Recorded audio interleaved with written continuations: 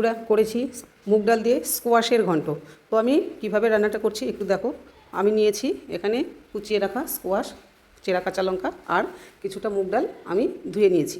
তো কড়াতে তেল গরম হতে দিয়ে দিয়েছি, তো ফোড়ন দিয়ে দিলাম শুকনো লঙ্কা, তেজপাতা, গোটা জিরে আর দেবো কিছুটা গ্রেট করে রাখা আদা।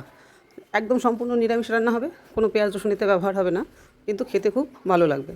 আমার ফোড়নটা হয়ে গেছে, এবারে আমি ধুয়ে রাখা মুগ ডালটা এতে দিয়ে দিলাম। আমি কিন্তু ডালটা আগের থেকে ভেজে রাখিনি, এ কারণেই ভাজিনি যে আমি ফোড়নে ডালটা একবারে ভেজে দেবো, তাই ডালটা ভাজা হয়ে গেছে। এবার আমি এতে দিয়ে দিলাম কুচিয়ে রাখা স্কোয়াশগুলো।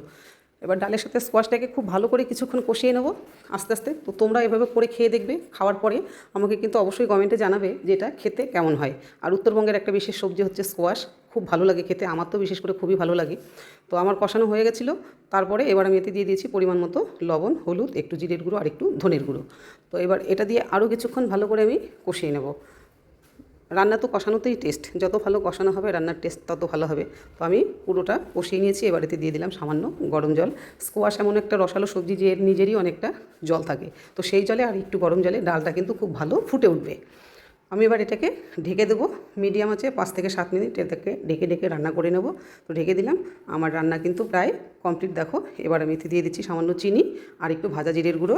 তো আমার রান্না কেমন লাগলো স্কোয়াশ দিয়ে মুগ ডালের ঘন্ট অবশ্যই করে খাবে এবং আমাকে কমেন্টে জানাবে। টাটা।